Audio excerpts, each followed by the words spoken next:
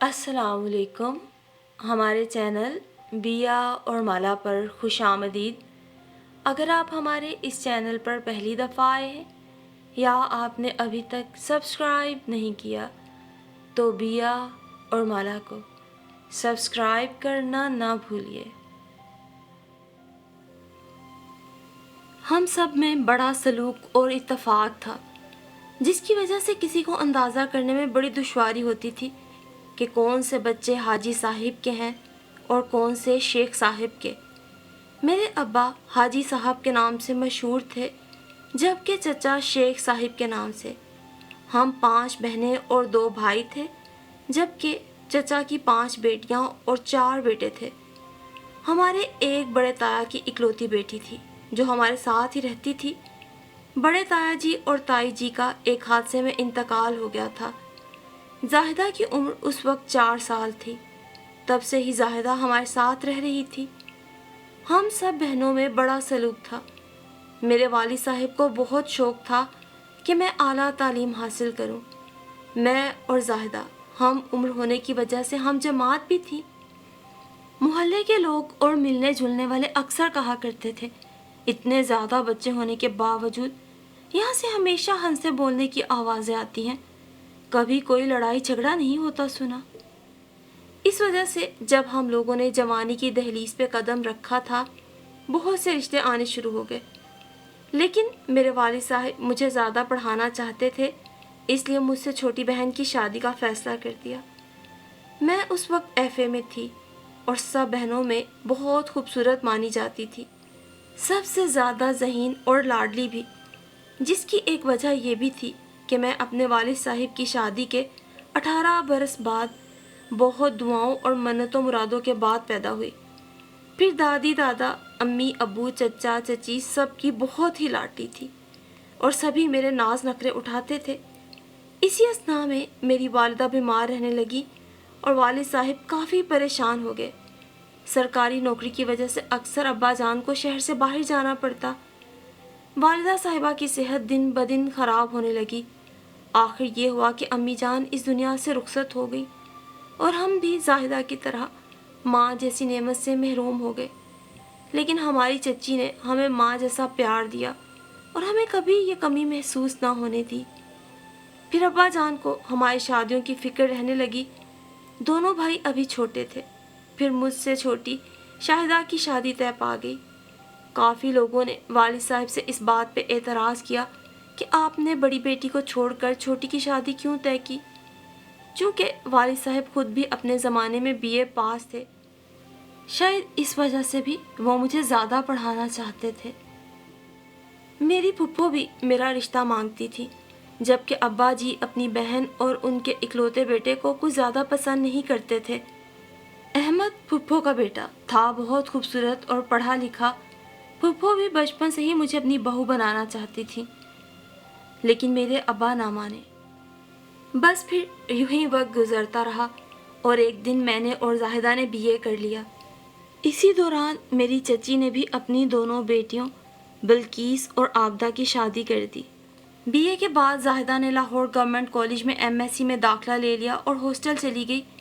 یہ بات میرے گھر والوں کے لیے اور ابا جی کے لیے بہت قابل فخر تھی کہ اس گھر کی بیٹی اعلیٰ تعلیم حاصل کر رہی ہے. مجھے داخلے کی اجازت یوں نہ ملی کہ ابا جی نے ریکویسٹ کی. اب وہ بیمار رہنے لگے ہیں. میری ماں اس دنیا سے چلی گئی ہے سو وہ اپنے تمام خواب ایک طرف رکھ کے اپنے فرائض سے سبکدوش ہونا چاہتے ہیں. میرے لیے رشتے تو یوں بھی بہت آتے تھے. اسی اثناء میں آنے والا ایک رشتہ طے پا گیا. ہم لوگ چونکہ سفید پوش تھے. والد صاحب جیسا کہ میں بتا چکی ہوں سرکاری ملازم تھے اس لیے ساری وجوہات کو مد نظر رکھتے ہوئے اس رشتے سے انکار نہ کیا گیا جبکہ ہمیں علم بھی ہو چکا تھا کہ لڑکا پہلے سے شادی شدہ ہے اور اس کی بیوی کا انتقال ہو چکا ہے. اس کا ایک بچہ ہے جس کی عمر 4 سال ہے. ان کا اپنا کاروبار تھا. حیثیت میں وہ لوگ ہم سے کچھ زیادہ نہ تھے. عبداللہ کے اور بھی بھائی تھے جو شادی کر کے اپنی بیگمات کے ساتھ دوسرے ممالک میں مقیم تھے. ایک بہن شادی شدہ جبکہ دوسری غیر شادی شدہ تھی. ان کے والد کا انتقال ہو چکا تھا. البتہ عبداللہ پڑھا لکھا تھا اور اپنے والد صاحب کا سارا کاروبار بھی اسی نے سنبھالا ہوا تھا۔ جب مجھے زاہدہ کی زبانی عبداللہ کے تمام حالات کا علم ہوا، ایک بار جی میں آیا جا کر والد صاحب سے صاف کہہ دوں، آپ نے کیا مجھے اس لیے اتنا پڑھایا لکھایا تھا کہ ایسے لوگوں کے ہاتھ میں میرا نصیب تھما دیں گے؟ لیکن پھر وہی مشرقیت آڑے آ گئی اور میں نے خاموشی سے سر جھکا دیا۔ پھر عبداللہ کے گھر والے ہمارے گھر آئے، مجھے پسند کر لیا اور جلد ہی دعائے خیر ہو گئی۔ عبداللہ کی والدہ کی خواہش تھی کہ شادی جلد کی جائے۔ میرے والد صاحب بھی یہی چاہتے تھے، جتنا جلد ہو ان کا فرض ادا ہو جائے۔ بالآخر میری شادی طے ہو گئی۔ پھر کیا تھا، ہر دوسرے دن عبداللہ کی بہن یا ماں بغیر اطلاع کے آ دھمکتی اور عجیب عجیب باتیں کرتی۔ اسی دوران اس کے گھر والوں کے رویے کچھ سمجھ آنے لگے مجھے، لیکن کیونکہ میری ماں نہ تھی اور ویسے بھی ہمارے معاشرے میں لڑکی کو جس کے ساتھ ایک دفعہ منسوب کر دیا جاتا ہے تو پھر وہ اسی کی ہو کے رہتی ہے۔ بس منگنی کے دوران ہی کچھ ملنے جلنے والوں اور ادھر ادھر کے لوگوں سے اگرچہ پتہ چلا کہ عبداللہ کی پہلی بیوی بھی اس کے گھر والوں کے ظلم و ستم سے تنگ تھی، لیکن میں کیا کر سکتی تھی، میری زبان تو بند تھی۔ دوسری طرف میری پھپھو تھی جو میرے ابو سے ناراض تھی کہ ان کے بیٹے کو ٹھکرا کر بھائی اپنی پڑھی لکھی خوبصورت بیٹی کی شادی ایک شادی شدہ اور بچے کے باپ سے کر رہا ہے۔ زاہدہ بھی چھٹی لے کر آ گئی اور شادی کی تیاریوں میں بھرپور شرکت کی۔ شام میں میری سب بہنیں اور سہیلیاں ڈھولک بجا کے گیت گاتی، خوب ہلا گلا کرتی اور مجھے چھیڑتی۔ میری کیفیت کچھ عجیب سی تھی، پیا دیس جانے کی خوشی اور میکا چھوٹنے کا غم سب ملا جلا تھا۔ آج مہندی تھی، ان لوگوں نے پہلے ہی کہہ دیا تھا ہم ان فضول رسموں میں نہیں پڑتے، صرف بارات ہی لے کر آئیں گے۔ اور یوں شادی کا دن آن پہنچا۔ صبح ہی سے سب لوگ مصروف نظر آ رہے تھے۔ بارات کے استقبال کی تیاریاں عروج پہ تھیں، کھانا وغیرہ تیار ہو چکا تھا، باقی انتظامات بھی مکمل تھے۔ بارات آنے میں ابھی وقت تھا۔ آہستہ آہستہ سب مہمان آ گئے۔ اپنے مقررہ وقت سے کچھ دیر بعد بارات آئی، جس کا بہت زبردست استقبال کیا گیا۔ سب کچھ بہت اچھا ہوا۔ پھر نکاح کا وقت آ گیا۔ میرے چچا اور ماموں قاضی کے ہمراہ مجھ سے نکاح نامے پہ دستخط کروانے کے لیے آئے۔ جب میں نے پین پکڑا تو دل 200 کی سپیڈ سے دھڑک رہا تھا اور ایک ہی لمحے میں پرائی ہو گئی۔ مجھے زاہدہ وغیرہ نے دلہن بنایا اور جس نے بھی دیکھا یہی کہا، ماشاءاللہ، نظر نہ لگ جائے، چاند کا ٹکڑا ہے، اتنا روپ تو کسی کسی پر آتا ہے۔ غرض یہ کہ سب نے اپنے اپنے کمنٹس دیے۔ یوں سب کی دعاؤں میں رخصت ہو کر پیا دیس سدھار گئی۔ شام سے کچھ پہلے ہم سفر کر کے اپنے گھر پہنچ گئے۔ گھر پہنچ کے سب سے پہلے ایک درمیانے سے دروازے سے گزر کر ہم ایک راہداری میں پہنچے۔ وہاں سے گزر کر ایک بڑا صحن آیا، اس میں ایک لکڑی کا تخت پڑا تھا جس پہ مجھے بٹھا دیا گیا۔ چونکہ میں نے عبداللہ کو پہلے کبھی نہیں دیکھا تھا، اس لیے پتہ نہیں تھا وہ کون ہے۔ میں کچھ دیر بڑی ریلیکس ہو کر بیٹھ گئی تو میری چھوٹی نند آئی اور کہنے لگی، بھابھی گھونگھٹ ہی نیچے کر لیں، بھائی جان سامنے بیٹھے ہیں۔ میں بہت شرمندہ ہوئی اور شرم سے خود بخود ہی سر جھک گیا۔ گھر پہنچ کے سب سے پہلے تو ساس صاحبہ نے منہ دکھائی میں سلامی دینے کی بجائے کہا، یہ زیورات دے دو، کسی کے ہیں، آج ہی واپس کرنے ہیں۔ میں ہکا بکا رہ گئی، کیونکہ ہمارے خاندان میں کبھی ایسا نہ ہوا تھا۔ پھر کیا، میری نندوں نے بھی اپنے رنگ دکھانے شروع کر دیے۔ بڑی نند چھوٹی نند سے کہنے لگی، چلو شہناز، اچھا ہوا بھابھی گھر آ گئی، تمہیں بھی کچھ آرام ملے گا، سارا دن کام کر کر کے تھک جاتی ہو۔ میری معصوم بہن، بھابھی اب تم نا اپنی ذمہ داریوں کو سمجھنا اور گھر کے کام کاج خود کرنا، اس بیچاری کو ہی نا ہر وقت کاموں میں لگائے رکھنا، اب بھول جاؤ اپنے میکے کو۔ شادی کے بعد کوئی اتنے لاڈ نہیں اٹھاتا۔ وہ لڑکیاں جو ٹرکوں کے حساب سے جہیز لاتی ہیں نا، وہ بھی سسرال میں دب کے رہتی ہیں، اور تم تو بس مناسب سا ہلائی ہو، کوئی پر پرزے نکالنے کی نہ زیادہ کوشش نہ کرنا، سمجھی؟ اتنے میں کچھ لڑکیاں اور عورتیں آ گئی کہ دلہن دیکھنی ہے۔ میں جو حیران بیٹھی تھی کچھ نہ بول سکی۔ میری نند جو ابھی کچھ دیر پہلے زہر اگل رہی تھی، اب اس کی زبان شہد اگلنے لگی۔ میری بھابھی تو لاکھوں میں ایک ہے، سب کو دیکھ کے بولی، ہمارا گھر تو کسی جنت سے کم نہیں، پتہ نہیں ہماری کون سی نیکی ہمارے کام آ گئی جو ہمیں اتنی اچھی بھابھی ملی۔ یہ تو ہمارے گھر کی زینت ہے، راج کرے گی اس گھر پہ، یہ کوئی نوکرانی کام والی تھوڑی ہے، بھائی یہ تو اس گھر کی مہارانی ہے۔ اور وہ عورتیں رشک بھری نگاہوں سے مجھے دیکھ رہی تھیں، اور مجھے لگ رہا تھا میں ہوش و حواس کھو بیٹھی ہوں کہ یہ ہو کیا رہا ہے۔ رات ہو گئی، نہ کوئی کھانا نہ ولیمے کی تیاری، ایسے لگتا ہی نہ تھا کہ کچھ گھنٹے پہلے یہاں دلہن آئی ہے یا اس گھر میں شادی ہوئی ہے، کوئی ہلا گلا نہ تھا۔ پھر میری چھوٹی نند نے آواز لگائی کہ زہرا، وہ پیچھے والا کمرہ تمہارا ہے، ادھر چلی جاؤ اور سو جاؤ۔ میں بڑی حیران ہوئی، کچھ ویسے ہی دلہن بنے شرم آ رہی تھی، کچھ جگہ بھی نہیں تھی۔ ابھی میں سوچ ہی رہی تھی کہ بڑی نند بڑے ہی کرخت لہجے میں بولی، اٹھ جاؤ، کیا رات بھر یہاں ہی بیٹھی رہو گی؟ سب کے رنگ دیکھ کر مجھے بہت تکلیف ہوئی، لیکن ایک آس اب بھی دل میں تھی کہ کوئی بات نہیں، میرا شریک سفر عبداللہ تو میرے جذبات کو سمجھے گا، میرا ساتھ دے گا، کیونکہ ہم لوگوں نے ہمیشہ اپنے چچا تایا اور والد صاحب کو اپنی بیویوں کی عزت و احترام کرتے ہی دیکھا تھا اور عورتوں کی عزت کا سبق ہی دیتے سنا۔ میں تو عبداللہ کی شریک حیات ہوں، یقیناً وہ میرا احساس کریں گے۔ تبھی میری ایک دیورانی کو نہ جانے کیا خیال آیا کہ وہ آئی اور مجھے پکڑ کر کمرے کی طرف لے گئی۔ کمرے میں پہنچی تو کمرہ کہیں سے بھی نہ لگ رہا تھا کہ یہ نئی نویلی دلہن کا ہے، نہ سیج نہ خوشبو، بس میرے جہیز والے دونوں بیڈ دو مختلف دیواروں کے ساتھ مختلف سمت میں پڑے ہوئے تھے۔ سنگھار میز ایک کونے میں لگا ہوا تھا اور عبداللہ کا پہلا بیٹا ایک بیڈ پہ سو رہا تھا۔ کمرے کا ایک دروازہ ساس صاحبہ اور چھوٹی نند کے کمرے میں کھلتا تھا، دوسرا سٹنگ روم میں۔ کمرے میں کھانے پینے والی کوئی چیز نظر نہ آئی۔ ابھی کمرے میں آئے 15-20 منٹ ہی گزرے تھے کہ دروازے کی کھٹک سنائی دی اور مجھے قدموں کی آواز آئی۔ عبداللہ کمرے میں داخل ہوئے۔ میرا دل بڑے برے طریقے سے دھڑکنے لگا، دھڑکنیں تیز سے تیز ہونے لگیں، سارے سہانے سپنے سچ ہوتے نظر آنے لگے۔ کمرے میں داخل ہونے کے بعد وہ بڑے آرام سے دروازہ بند کر کے میرے قریب آ کر بیٹھ گئے۔ مجھ سے کہا، دیکھو زہرا، تم یہ تو جان ہی چکی ہوگی کہ میرے گھر میں کون کون ہے، اور ان کے مزاج سے بھی تم بہت جلد واقف ہو جاؤ گی، اور مجھے امید ہے کہ ان کے ساتھ تم جلد گھل مل جاؤ گی، کیونکہ میری امی اور چھوٹی بہن کی عادت ذرا کرخت ہے، تم بھی نازوں اور لاڑ میں پلی بڑھی ہو، کچھ وقت لگے گا لیکن تم انہیں اور وہ تمہیں سمجھنے لگیں گے۔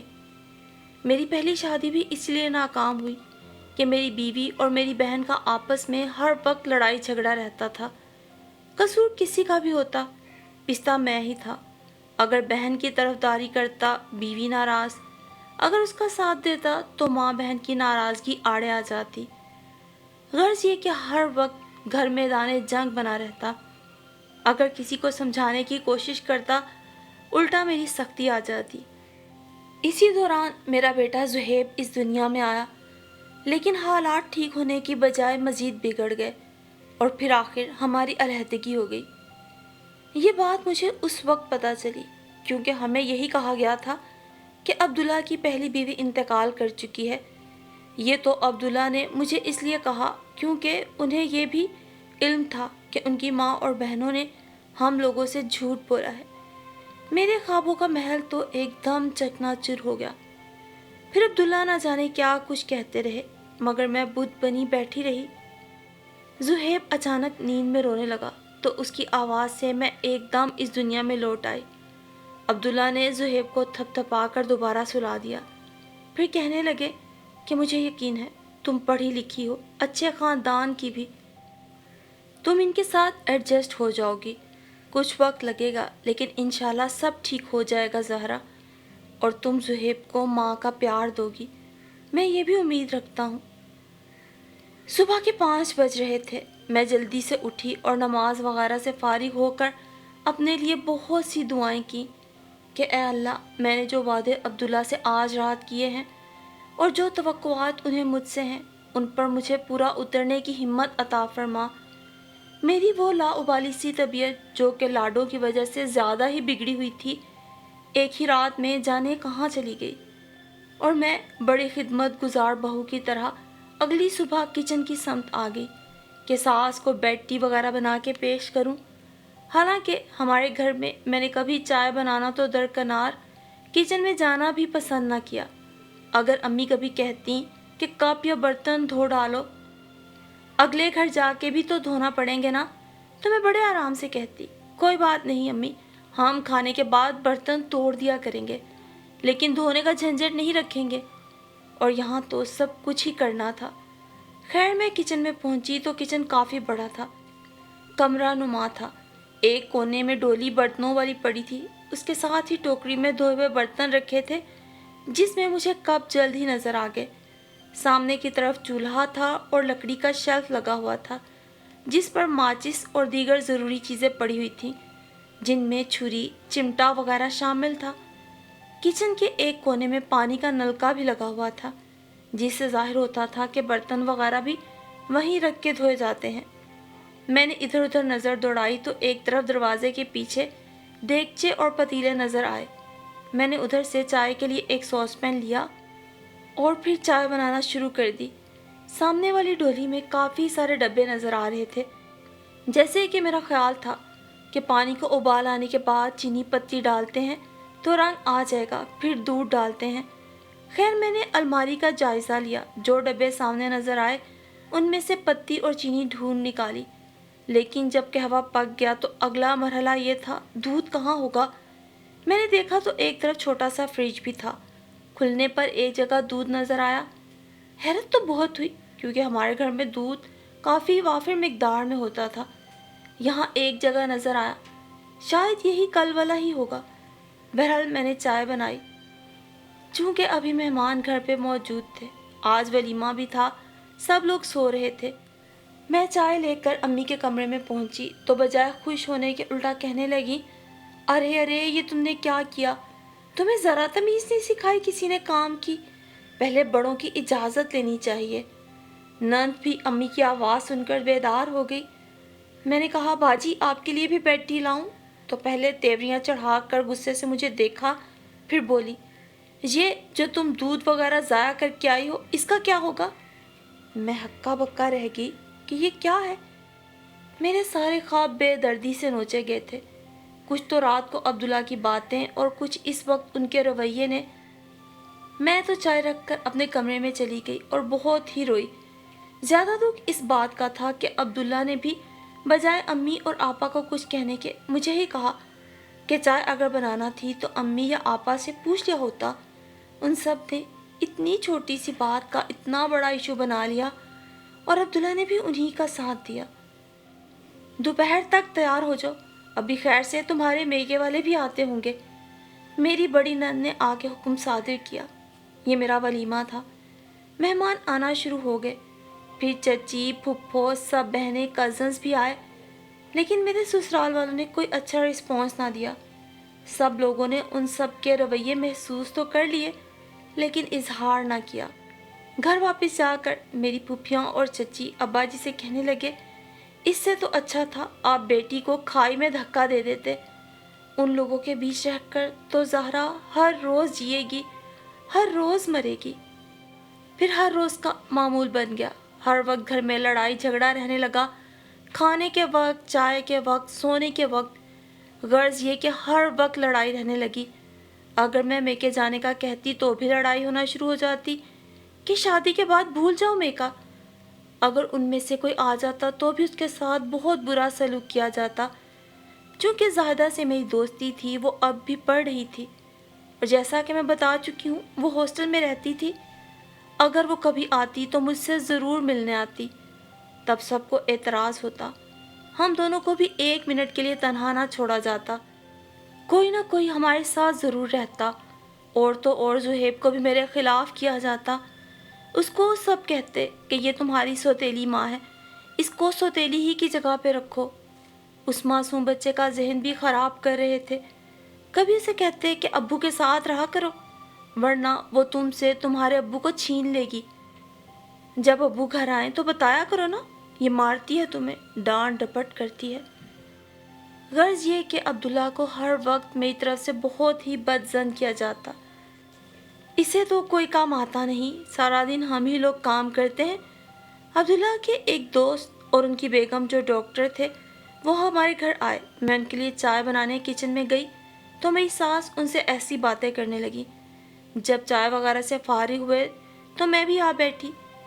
میری ساس نماز پڑھنے چلی گئی تو وہ مجھ سے پوچھنے لگی میری طبیعت وغیرہ کیسی ہے۔ میں نے بتایا میں ٹھیک ہوں، بلکہ عبداللہ تو ہر روز مجھے طاقت کی دعا دیتا ہے تاکہ کام وغیرہ سے مجھے کمزوری نہ ہو جائے۔ تب وہ کہنے لگی، ارے بے وقوف لڑکی، آئندہ وہ دوا مت کھانا۔ لیکن بھابھی، عبداللہ تو مجھے ہر روز خود پاس کھڑے ہو کے کھلاتے ہیں، آئندہ ادھر ادھر پھینک دینا۔ لیکن کیوں بھابھی؟ ارے یہ سب گھر والے چاہتے ہیں کہ عبداللہ کا بس ایک بیٹا زہیب ہی کافی ہے، اگر اور اولاد ہو گئی تو اس کی توجہ بڑھ جائے گی اور وہ بچوں میں مصروف ہو جائے گا اور گھر میں زہیب پہ توجہ نہیں دے پائے گا۔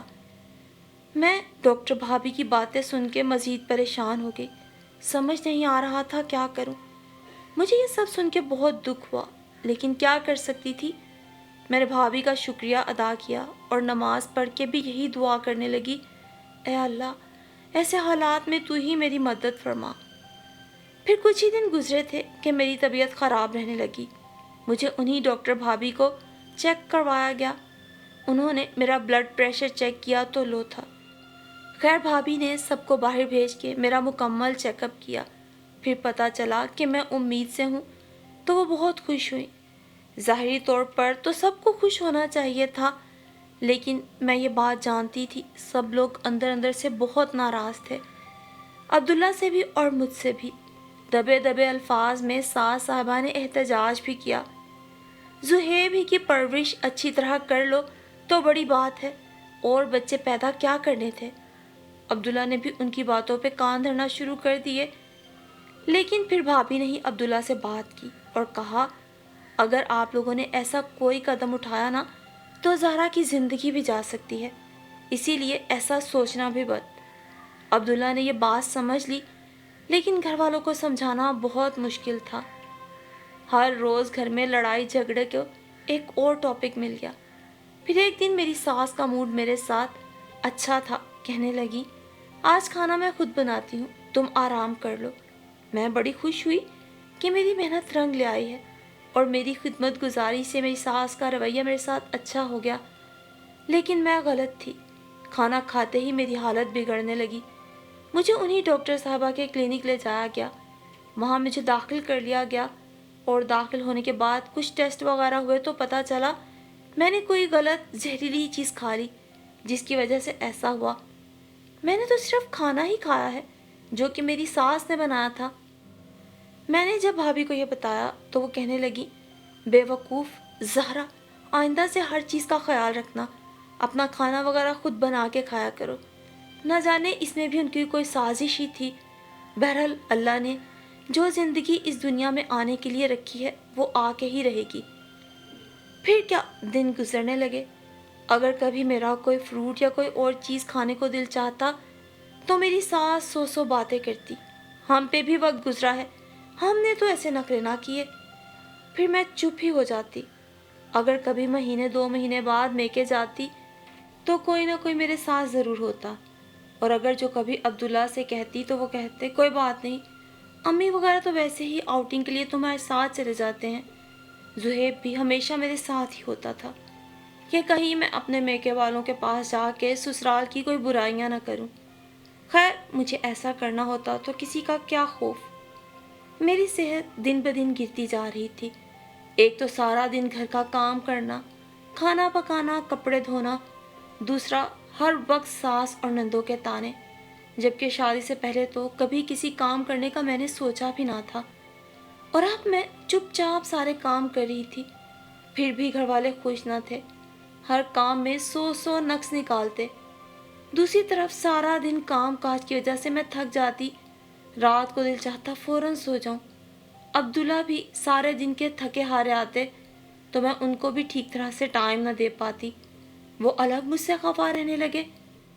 میری شادی کو 10 ماہ ہو گئے، لیکن گھر والوں کا رویہ آج بھی غیروں والا تھا۔ کسی بات کو میرے سامنے ڈسکس نہ کیا جاتا، ہر چیز مجھ سے چھپائی جاتی۔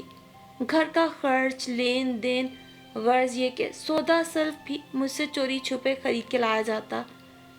میں بھی سب برداشت کرتی رہی کہ جو اللہ نے میرے نصیب میں لکھا تھا میں کیسے بدل سکتی تھی۔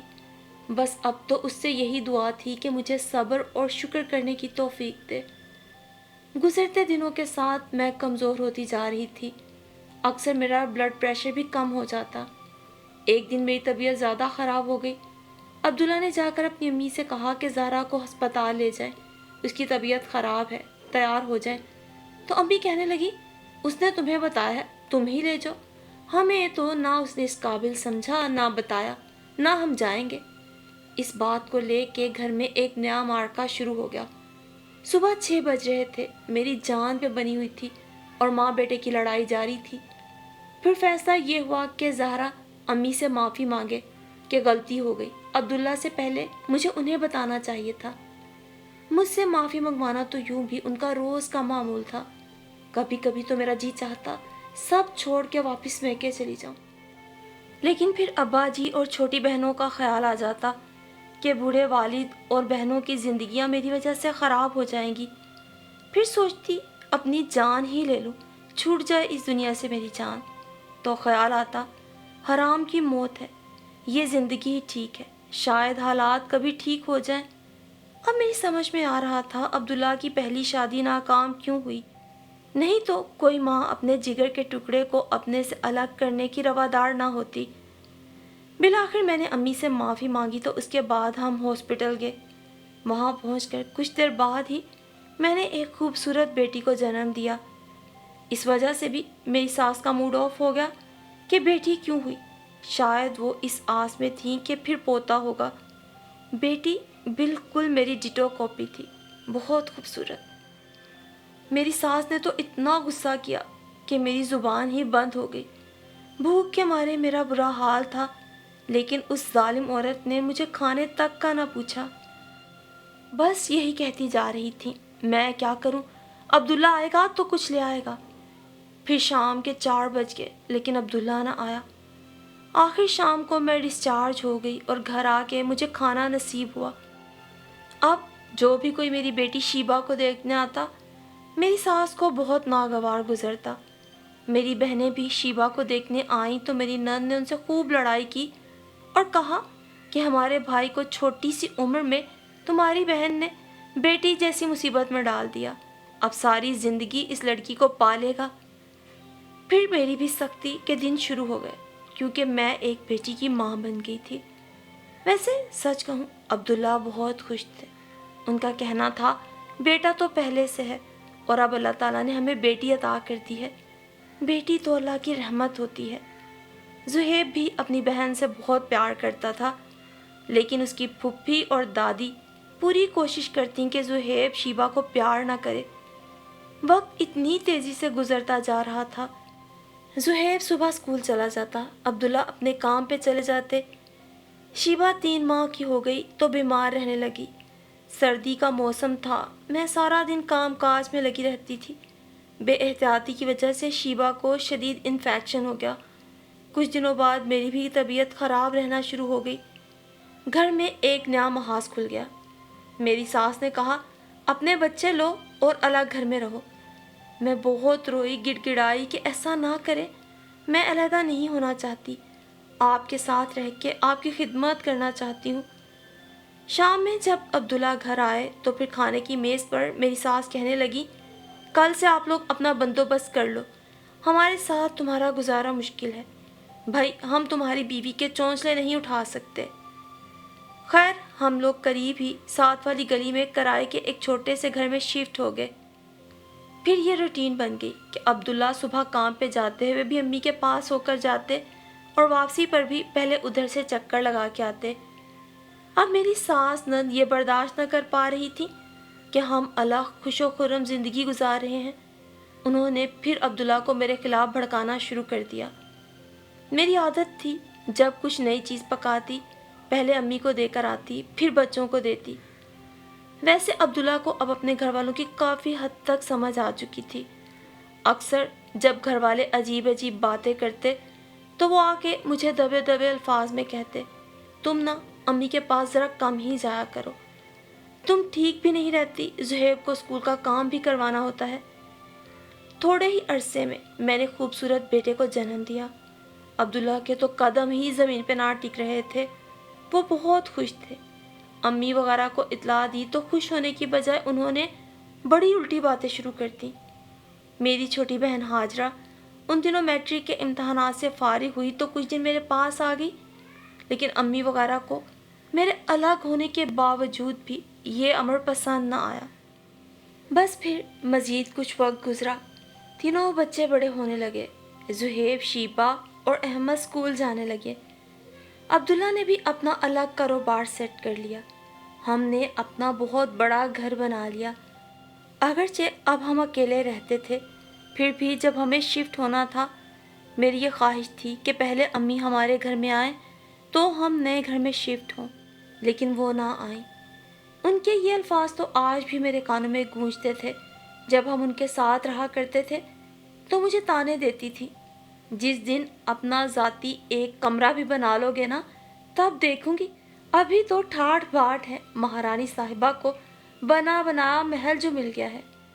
لیکن آج اللہ تعالیٰ کے حکم اور کرم نوازی سے میرا بڑا ہی پیارا اپنا گھر تیار ہو گیا تھا، لیکن امی ہمارے نئے گھر میں نہ آئیں۔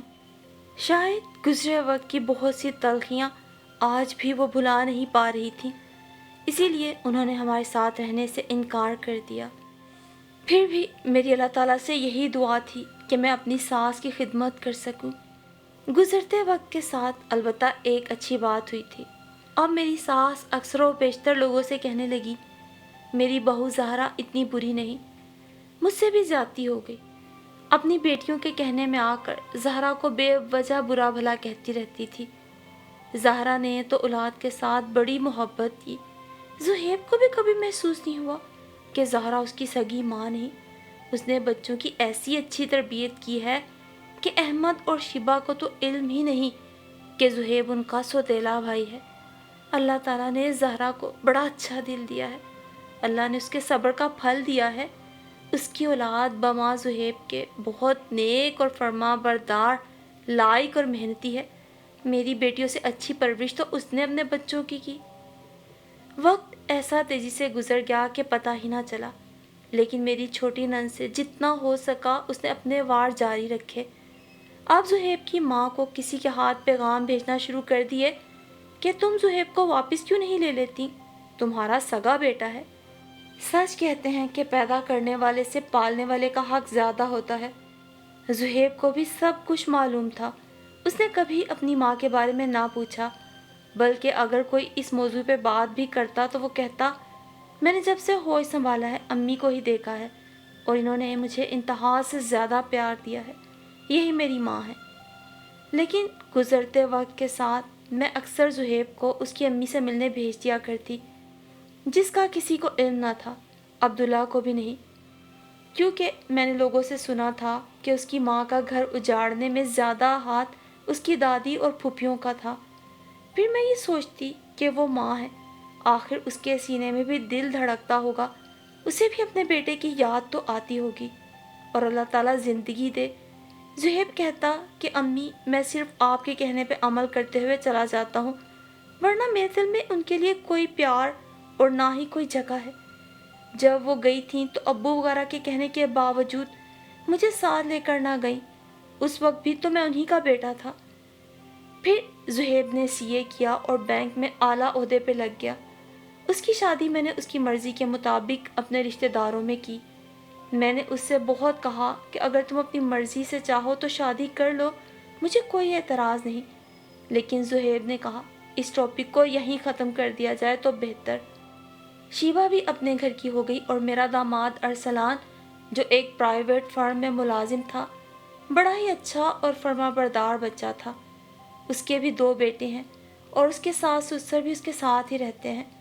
مجھے بڑی خوشی ہوتی ہے کہ میری بیٹی اپنے ساس سسر کی خدمت کرتی ہے، ان کی دعائیں لیتی ہے۔ اس کے ساس سسر بھی ہر وقت اس کی تعریفیں کرتے نہیں تھکتے۔ اللہ سے دعا ہے کہ وہ ایسے ہی خوش رہے، آمین۔ احمد کی شادی پچھلے سال زاہدہ کی بیٹی سے کی ہے۔ اس کا بھی اللہ کے فضل سے ایک بیٹا ہے۔ اب میرے پوتے اور نواسے بھی ہیں۔ میری بہویں بھی بہت اچھی ہیں۔ میں نے بیٹوں کی شادی سے پہلے ہی ان کے الگ فلیٹ لیے، پھر ان کی شادیاں کی۔ ہمارے بیٹے اور بہویں بہت اچھے ہیں، ہر روز ہمارے پاس چکر ضرور لگاتے ہیں۔ پوتے بھی بہت پیار کرتے ہیں۔ میں اور عبداللہ خوش و خرم اکیلے زندگی گزار رہے ہیں۔ پرانی سب باتوں کو ہم بھول چکے ہیں۔ اگر ہمارے بہو بیٹوں نے کہیں جانا ہو تو ان کے بچے ہمارے پاس آ جاتے ہیں۔ اللہ تعالیٰ سے دعا ہے کہ ہمارا یہ آشیانہ یوں ہی ہنستا بستا رہے۔ میری زندگی کسی اچھے خواب کی طرح گزر رہی ہے۔ ماضی کی تمام تلخ سوچیں اور یادیں میں ایک آزمائش بھرا وقت سمجھ کے بھلا چکی ہوں۔